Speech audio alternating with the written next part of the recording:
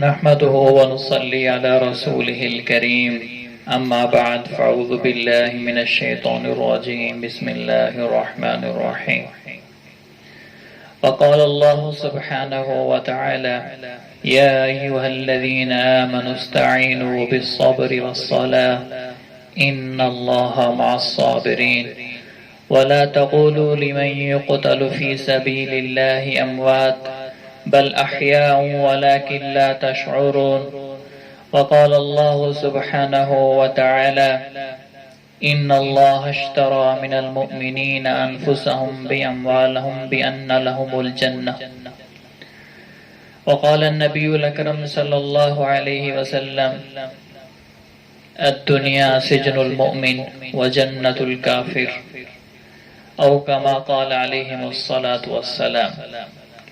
میرے عزیز محترم بھائیوں، بزرگوں، دوستو، محرم کا مہینہ شروع ہے۔ محرم ہمیں ایک پیغام دیتا ہے، ساری دنیا بھر کے مسلمانوں کو ایک پیغام ہے، ایک میسج ہے۔ 10 محرم کا دن بہت ہی بابرکت دن ہے۔ اس کے اندر اللہ سبحانہ وتعالی نے موسیٰ علیہ السلام کو سمندر کے ذریعے پار کیا اور فرعون کو غرق کیا،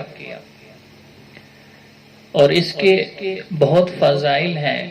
10 محرم کو حضرت آدم علیہ السلام کی توبہ قبول ہوئی۔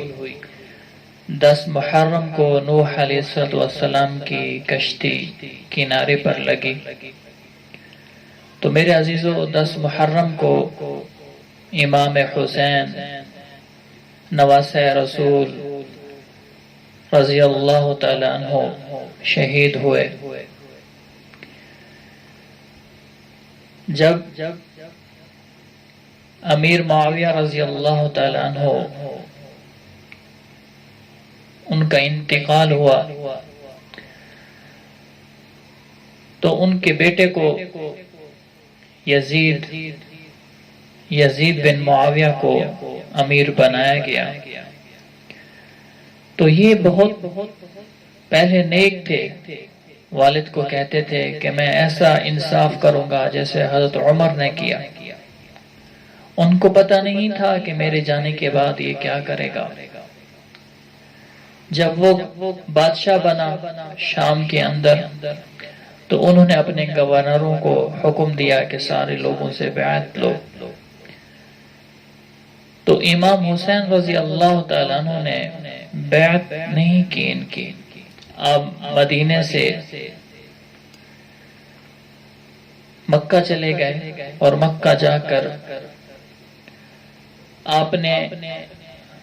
آپ رضی اللہ تعالیٰ عنہ کو عراقیوں نے ہزاروں خط بھیجے، ہزاروں، کہ آپ یہاں آ جائیں ہم آپ کی بیعت کریں گے، آپ یہاں آ جائیں ہم آپ کی بیعت کریں گے، آپ یہاں آ جائیں ہم آپ کی بیعت کریں گے۔ آپ نے ارادہ کیا کہ میں جاتا ہوں عراق۔ تو حضرت عبداللہ ابن عمر، حضرت عبداللہ بن زبیر، حضرت عبداللہ ابن عباس رضی اللہ تعالی عنہم نے منع فرمایا اور عرض کی، انہی کوفیوں نے آپ کے والد محترم کو مارا، آپ کے بھائی کو زہر دیا، اور یہی آپ کو بلا رہے ہیں۔ ان کی زبان کا کوئی اعتبار نہیں ہے، آپ ان کے پاس نہ جائیں۔ آپ نے فرمایا چلو میں ایک نمائندہ بھیجتا ہوں۔ آپ نے اپنے چچا زاد مسلم بن عقیل رضی اللہ تعالیٰ عنہ کو بھیجا کہ حالات کا جائزہ لیں اور پھر مجھے بتائیں، پھر میں آؤں گا۔ آپ رضی اللہ تعالیٰ عنہ جہاد کی نیت سے نہیں جا رہے تھے۔ اگر جہاد کی نیت سے جاتے، اعلان کرتے، تو 100 میں سے 90% سارے کے سارے مسلمان آپ کے ساتھ ہو جاتے۔ اور آپ رضی اللہ تعالیٰ عنہ نے جب تحقیق کرائی، مسلم بن عقیل رضی اللہ تعالیٰ عنہ جب گئے اور انہوں نے جا کر دیکھا کہ سارے کے سارے کوفیوں نے ان کے ہاتھ پر بیعت کی. انہوں نے کہا ہمارے امام آ گئے، ہمارے سردار آ گئے، ہمارے آقا آ گئے. انہوں نے دیکھا کہ حالات تو بہت اچھے ہیں. انہوں نے خط لکھا کہ آپ آ جائیں. امام حسین رضی اللہ تعالیٰ عنہ خود اور ان کے اہل و عیال، بچیاں بچے سارے کے سارے چل پڑے. تو راستے میں آپ کو خبر ملی کہ مسلم بن عقیل رضی اللہ تعالیٰ عنہ شہید ہو گئے ہیں. مسلم بن عقیل رضی اللہ تعالیٰ عنہ کو کیسے شہید کیا گیا؟ جب یزید کو پتہ چلا کہ آپ عراق کی طرف آ رہے ہیں، انہوں نے جو عراق کا گورنر تھا نعمان بن بشیر رضی اللہ تعالیٰ عنہ صحابی تھے، انہوں نے ان کو ہٹا کر عبید اللہ ابن زیاد کو امیر بنایا. ابن زیاد نے آتے ہی حضرت عمر بن سعد رضی اللہ تعالیٰ عنہ، یہ سعد بن ابی وقاص رضی اللہ تعالیٰ عنہ کے بیٹے ہیں، ان کا نام ہے عمر. ان کو لشکر دے کر بھیجا. 4,000 کا لشکر ان کے پاس تھا. اور آپ رضی اللہ تعالیٰ عنہ کو جب پتہ چلا کہ وہ بھی آ رہے ہیں، تو اس سے پہلے مسلم بن عقیل رضی اللہ تعالیٰ عنہ جب کوفہ کے اندر تھے تو عمر بن سعد نے لوگوں کو ڈرایا، دھمکایا، اور لوگ آپ کے مخالف ہو گئے. کوفیوں نے بیعت توڑ دی اور عمر بن سعد اور اس کے سارے سپاہی کتوں کی طرح مسلم بن عقیل کا پیچھا کر رہے تھے. آپ ایک جگہ جا کر گرتے ہیں، آپ کو پتھر لگتا ہے، آپ کے دندان مبارک شہید ہو جاتے ہیں. جا کر ایک کوفی کا دروازہ کھٹکاتے ہیں. ایک بوڑھی عورت ہوتی ہے، وہ دروازہ کھولتی ہے، منہ دھلواتی ہے، پانی دیتی ہے اور کہتی ہے کہ میں تو بوڑھی عورت ہوں، میں تو بوڑھی ہوں، اگر کوئی کوفی آئے گا پہلے مجھے تیر مارے گا، اس کے بعد آپ کو تیر مارے گا. تو دروازہ بند کر لیا. ان کا بیٹا سویا ہوا تھا، دیکھا، پوچھا کون ہے؟ کہا کہ یہ مسلم بن عقیل ہیں، یہ اہل بیت میں سے ہیں. تو وہ بھی غدار تھا. ماں کو کہا کہ واہ یہ تو بہت بڑی خوشخبری ہے، ہمارے گھر میں مہمان آ گیا نا، اہل بیت میں سے آ گیا، ہم تو خوش قسمت ہو گئے. ماں کو کہا میں مسجد جاتا ہوں، شکرانے کے نفل پڑھتا ہوں. بدبخت، وہ تو کبھی نماز بھی نہیں پڑھتا تھا اور کہاں وہ شکرانے کے نفل پڑھتا. ماں نے کہا شاید سچ بول رہا ہے.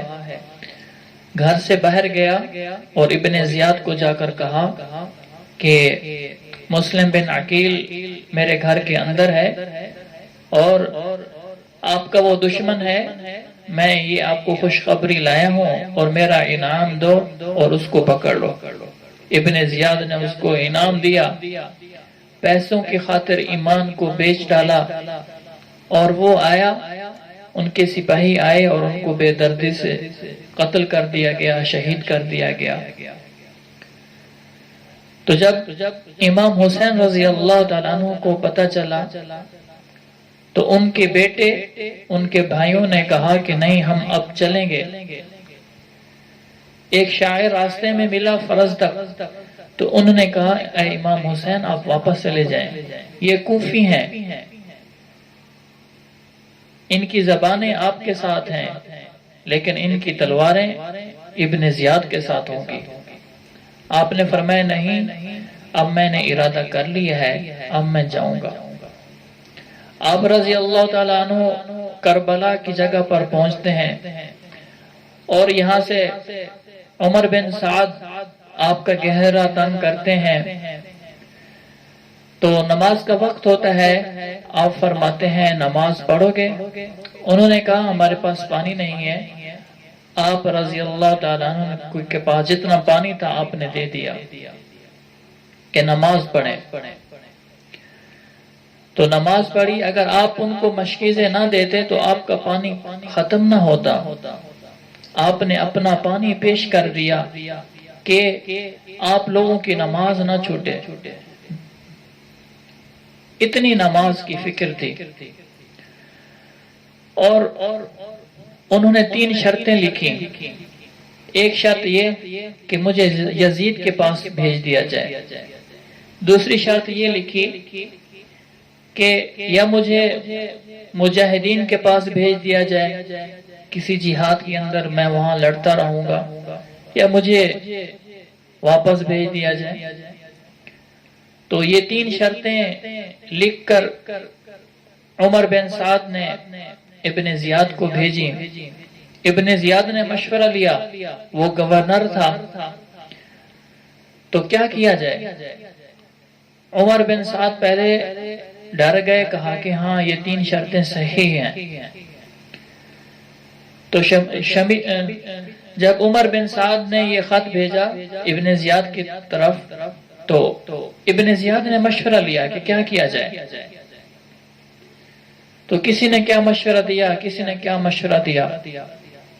اصل میں وہ یہ چاہتے تھے کہ ان کا یہیں پر قصہ تمام ہو جائے، نعوذ باللہ۔ دل کے اندر دنیا کی محبت، عہدے کی محبت، چیزوں کی محبت، یہ انسان کو غرق کر دیتی ہے۔ انسان کے دل کے اندر اگر دنیا کی محبت ہو تو انسان ایمان سے بھی چلا جاتا ہے۔ اس لیے دلوں کے اندر اللہ کی محبت لانی ہے۔ دنیا کی زندگی، اللہ کے رسول نے فرمایا الدنیا سجن المؤمن و جنت الکافر، دنیا تو مومن کے لیے قید خانہ ہے اور کافروں کے لیے جنت خانہ ہے۔ وہ جو مسلمان ہوں گے ان کی جنت آخرت ہے، جو غیر مسلم ہے ان کی دنیا ہی جنت ہے۔ ہمارے لیے مسلمانوں کے لیے یہ قید خانہ ہے اور کافروں کے لیے جنت خانہ ہے۔ تو شمر بیٹھا ہوا تھا، تو انہوں نے کہا کہ آپ اس موقع کو نہ گوائیں، یہ موقع آپ کو پھر نہیں ملے گا۔ اگر آپ اس کو واپس بھیجنا چاہتے ہیں، یہ چلا گیا تو پھر کل کو اور لشکر لے کر آئے گا، تم پر چڑھائی کرے گا اور تمہیں مارے گا۔ بعض انسان کے جو وزراء ہوتے ہیں وہ انسان کو ہلاک کرتے ہیں، جس طرح فرعون نے دیکھ لیا تھا کہ موسیٰ علیہ السلام سمندر کی طرف جا رہے ہیں اور سمندر اس کو راستے دے رہا ہے، اور جب موسیٰ علیہ السلام وہاں سے پار ہو جاتے ہیں، فرعون کا لشکر پہنچتا ہے، تو فرعون دیکھتا ہے کہ سمندر خشک ہے اور 14 راستے بنے ہوئے۔ فرعون ڈر جاتا ہے اور کہتا ہے کہ میں اس کا پیچھا نہیں کرتا، لیکن حامان اس کا وزیر کہتا ہے بادشاہ یہ تمہارے لیے تو یہ راستہ کھل گیا ہے، تم ان کے پیچھے چلو، اگر آپ آج ان کو چھوڑ دیا تو کل کو یہ تمہیں مار ڈالے گا۔ تو وہ وزیر کی وجہ سے، حامان کی وجہ سے پیچھے چلا، جب وہ درمیان میں گیا تو اللہ نے پانی کو حکم دیا، تو اللہ نے پانی کے اندر فرعون کو برباد کیا۔ تو اسی طرح شمر کے مشورے پر ابن زیاد نے کہا کہ تم اگلا لشکر لے کر جاؤ اور جا کر نعوذ باللہ ان کو قتل کرو۔ شمر آیا اور عمر بن سعد کو دھمکایا، اگر تو نے ہمارا ساتھ نہیں دیا تو ہماری نوکری سے بھی جائے گا اور جان سے بھی جائے گا۔ تو وہ بھی ان کے ساتھ ہو گیا، وہ بھی ان کے ساتھ ہو گیا اور پہلا تیر مارا اور کہا کہ گواہ رہنا کہ میں نے پہلا تیر میں نے مارا ہے۔ اور ان کو یہ لالچ تھی کہ مجھے خراسان کا بادشاہ بنایا جائے گا، گورنر بنایا جائے گا۔ ابن زیاد نے کہا کہ آپ ان کو مارو، میں آپ کو خراسان کا بادشاہ بناؤں گا، گورنر بناؤں گا۔ وہ بھی عہدے کے لالچ میں آ کر نواسہ رسول یہ کون ہے؟ یہ نواسہ رسول ہے۔ یہ کون ہے؟ یہ علی کا جگر ہے۔ یہ کون ہے؟ یہ فاطمہ کا جگر ہے۔ یہ کون ہے؟ یہ نواسہ رسول ہے۔ اللہ کے رسول صلی اللہ علیہ وسلم نے فرمایا جو میرے ان بچوں سے پیار کرے، اے اللہ تو بھی ان سے پیار کر، جو ان سے بغض رکھے، اے اللہ تو بھی ان سے بغض رکھنا۔ یہ کون ہے؟ یہ وہ شہزادے ہیں جن کو اللہ کے رسول صلی اللہ علیہ وسلم نے اپنی سواری کی۔ آپ اونٹ بن جاتے تھے اور ان کو اوپر بٹھا دیتے تھے اور سارے گھر کا چکر لگواتے تھے۔ یہ کون ہستیاں تھیں جن کے ہونٹوں کو چوما، جن کو اپنی زبان مبارک دی؟ اور اللہ کے رسول صلی اللہ علیہ وسلم ایک دفعہ بیٹھے ہوئے مسجد نبوی کے اندر خطبہ دے رہے ہیں اور حضرت حسین رضی اللہ تعالیٰ عنہ آتے ہیں۔ آپ خطبہ دیتے ہوئے جگہ کو چھوڑ کر جاتے ہیں اور ان کو اٹھاتے ہیں اور اپنے ساتھ بٹھا لیتے ہیں۔ آپ علیہ الصلوۃ والسلام جب نماز پڑھتے تھے تو کبھی آپ کے اوپر آ کر بیٹھ جاتے تھے، آپ سجدے کو لمبا کر لیتے تھے لیکن ان کو نہیں ہٹاتے تھے، اتنی محبت کرتے تھے۔ تو شمر آیا اور اس نے دیکھا کہ یہ تو 72 ہیں۔ آپ امام حسین رضی اللہ تعالیٰ عنہ کے پاس 18 گھوڑے تھے اور 40 پیدل تھے۔ تو آپ کا چھوٹا سا ایک قافلہ تھا، کہاں 5000 کا لشکر اور کہاں یہ چھوٹا سا قافلہ۔ تو ایمان بہت بڑی نعمت ہے، ایمان بہت بڑی اللہ کی نعمت ہے۔ جب انہوں نے دیکھا کہ حر بن یزید یہ کوفیوں کے لشکر میں تھا، جب انہوں نے دیکھا کہ یہ امام حسین رضی اللہ تعالیٰ عنہ کو مارنے کے لیے آ گئے ہیں، تو انہوں نے کہا کہ میں اپنے گھوڑے کو پانی پلا کر آتا ہوں۔ تو شمر نے کہا ٹھیک ہے، تو اپنے گھوڑے کو ایڑ لگائی اور حسین رضی اللہ تعالیٰ عنہ کے لشکر میں شریک ہو گئے، وہ بھی ان کے بیٹے بھی۔ اور پھر کیا ہوا؟ سر کو جھکا لیا۔ امام حسین نے پوچھا کیا بات ہے؟ فرمایا کہ میں جنت اور جہنم کا فیصلہ کر رہا ہوں۔ تو امام حسین نے فرمایا تو کیا فیصلہ کیا؟ کہا کہ میں نے جنت کا فیصلہ کیا، مجھے جنت چاہیے، مجھے دنیا نہیں چاہیے، مجھے جہنم نہیں چاہیے۔ امام حسین رضی اللہ تعالیٰ عنہ سے بیعت کی اور آپ کے ساتھ شریک ہو گئے، وہ ان کے بیٹے۔ اور اسی طرح لڑائی شروع ہو گئی، لڑتے لڑتے لڑتے سارے شہید ہو گئے۔ حضرت قاسم بھی، علی اصغر بھی، علی اکبر بھی، قاسم بن حسین بھی۔ حضرت قاسم بن حسین حسین و جمیل، بہت ہی حسین و جمیل تھے کہ وہ بھی شہید ہو گئے۔ حتیٰ کہ آپ کا چھوٹا بیٹا علی اصغر، پیاس لگی ہوئی تھی اور آپ نے اپنے بچے کو آگے کیا اور کہا کہ اس معصوم بچے کو پیاس لگی ہے، پانی دے دیں۔ بچے بلبلا رہے تھے پیاس کی وجہ سے، تو جب بچے کو اوپر کیا تو ایک کوفی نے تیر مارا جو ان کے حلق میں جا کر لگا اور وہ شہید ہو گئے اور خون نکلنے لگ گیا۔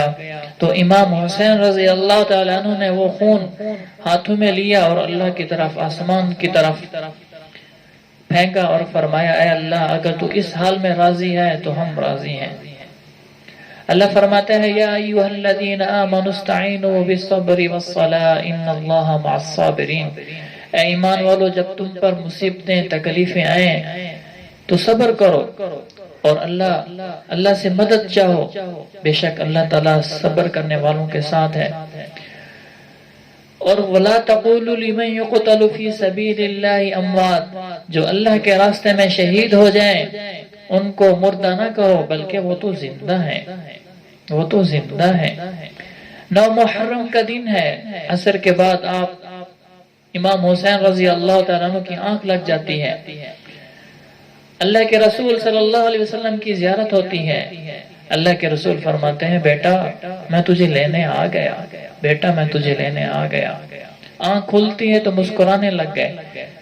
تو بہن زینب نے پوچھا کہ کیوں مسکرا رہے ہیں؟ تو فرمایا کہ میرے نانا نے فرمایا کہ تیاری کر لو بیٹا میں تمہیں لینے آ گیا۔ تو کوفیوں سے کہا تھا کہ 9 محرم کا دن تھا، کہا کہ آج رات مجھے سوچنے کے لیے دیں۔ تو انہوں نے کہا ٹھیک ہے صبح فیصلہ ہوگا۔ تو آپ اپنے لشکر کے پاس آئے اور فرمایا میں نے ایک رات مانگی ہے، آج کی رات اللہ کے لیے ہے، آج کی رات اللہ سے آگے گڑ گڑائیں، اللہ سے آگے دعائیں کریں، نماز پڑھیں، نفلیں پڑھیں، دعائیں مانگیں، ہو سکتا ہے کل ہمیں شہادت مل جائے۔ ایسا ہی ہوا کہ کل سارے کے سارے شہید ہو گئے۔ تو امام حسین رضی اللہ تعالیٰ عنہ بچ گئے، بقایا سارے کے سارے شہید ہو گئے۔ تو آپ نماز کا ٹائم ہوا تو آپ نے فرمایا کہ نماز کے لیے جنگ روکو۔ انہوں نے کہا نہیں ہم نماز کے اندر بھی ماریں گے۔ آپ نے فرمایا کہ آدھے جنگ کرو اور آدھے اللہ اکبر کرو، کہ اس حال میں بھی نماز نہیں چھوڑی اور اپنے نانا کی امت کو ایک پیغام دیا کہ نماز نہیں چھوڑنی۔ آج کتنے مسلمان ہیں جو نماز نہیں پڑھتے، صحیح سالم ہے، اللہ کا رزق کھا رہے ہیں، پھر بھی نماز نہیں پڑھتے۔ امام حسین رضی اللہ تعالیٰ عنہ نے اس حالت میں بھی نماز نہیں چھوڑی۔ اللہ اکبر۔ تو اسی طرح آپ سجدے میں گئے تو آپ کا سر تن سے جدا کر دیا گیا اور آپ کے سارے قافلوں کے سر کاٹ کر ان کوفیوں نے نیزے پر لٹکا کر ابن زیاد کے پاس لے گئے اور آپ کی لاشوں پر گھوڑے دوڑائے گئے۔ اتنا ظلم، ایک تو قتل کر دیا، شہید کر دیا، یہاں تک بھی بس نہیں کی، کیا کیا؟ آپ کی لاشوں پر گھوڑے دوڑائے گئے۔ امام حسین رضی اللہ تعالیٰ عنہ کی لاش پر 10 گھوڑے دوڑائے گئے۔ تو نہ کوئی کفن دیا، نہ غسل دیا، نہ کفن دیا اور نہ ہی دفن کیا۔ بنو اسد کو پتہ چلا، وہ آئے اور انہوں نے کفن دیا اور انہوں نے دفن کیا۔ تو عمر بن سعد نے 40 دن تک پانی چھوڑ دیا کہ قبروں کے نام و نشان بھی مٹ جائے۔ اور امام حسین رضی اللہ تعالیٰ عنہ کے سر کو لے کر گئے اور پیچھے ان کی مستورات، اور عورتیں اپنے بابا کا سر دیکھ رہی ہیں، بھائیوں کا سر دیکھ رہی ہیں کہ اتنا ظلم ہو رہا ہے۔ اور جب ابن زیاد کے دربار میں آپ کا سر ایک پلیٹ میں رکھا گیا تو انہوں نے چھڑی ماری۔ تو وہاں پر زید ابن ارقم بیٹھے ہوئے تھے، بوڑھے ہو چکے تھے۔ کہا او بدبخت یہاں سے چھڑی ہٹاؤ، میں نے ان ہونٹوں پر نبی کے ہونٹوں کو چومتے ہوئے دیکھا ہے۔ تو یہ ساری مستورات اس کے بعد یزید کی طرف بھیجا گیا۔ تو انہوں نے جب دیکھا یزید کی بیوی نے کہ ان کے ساتھ ایسا معاملہ ہوا کہ وہ روتی ہوئی یزید کے دربار پر آئیں اور آ کر رونا شروع کیا اور ان کو اپنا دوپٹہ پہننا ہی بھول گیا، پردہ کرنا ہی بھول گیا۔ تو یزید نے اپنی چادر دے دی، کہا کہ پردہ کرو میں ان کا بدلہ لوں گا، اور بدلے کا کہا لیکن بدلہ نہیں لیا۔ جب تک اس کی خلافت رہی بدلہ نہیں لیا۔ اس سے مراد یہی تھا کہ وہ بھی دل کے اندر سے یہی چاہتے تھے کہ یہ قتل ہو جائے، نعوذ باللہ۔ میرے عزیزو، اس میں ایک میسج ہے کہ ہم ظالم کا ساتھ نہ دیں، ہم ظالم کا ساتھ نہ دیں، ہم ظالم نہ بنیں، مظلوم بن جائیں، ظالم نہ بنیں۔ آج دیکھیں کہ پوری دنیا کے اندر ظلم ہو رہا ہے، مسلمان ہو کر ظلم کر رہا ہے، جھوٹ کا بازار، جو جھوٹ بول رہا ہے یہ ظلم کر رہا ہے، جو گانے سن رہا ہے یہ ظلم کر رہا ہے، جو فلمیں دیکھتا ہے یہ بھی ظلم کر رہا ہے، جو تجارت کر رہا ہے اور اس کے اندر جھوٹ بول رہا ہے یہ بھی ظلم کر رہا ہے۔ جو ظلم کرے گا وہ یزید کے ساتھ کھڑا ہوگا، جو مظلوم بنے گا، جو عادل بنے گا، جو انصاف کرے گا وہ حسین کے ساتھ کھڑا ہوگا۔ تو میرے عزیزو، ہم آج سے نیت کریں، ارادہ کریں کہ ہم ظلم نہیں کریں گے، ہم ظالم نہیں بنیں گے، ہم ظالموں کا ساتھ نہیں دیں گے، ہم ظالموں کا ساتھ نہیں دیں گے، ہم منافق نہیں بنیں گے۔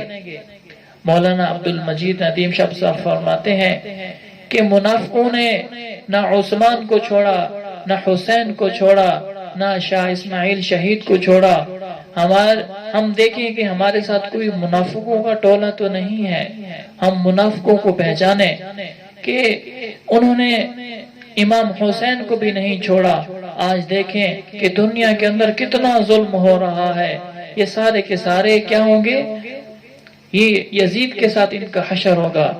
ہم حسینی بنے، ہم عادل بنے، ہم انصاف کو قائم کریں، ہم جھوٹ نہ بولیں، ہم سچ بولیں، ہم نماز نہ چھوڑیں، ہم حقوق اللہ کو ادا کریں، حقوق العباد کو ادا کریں۔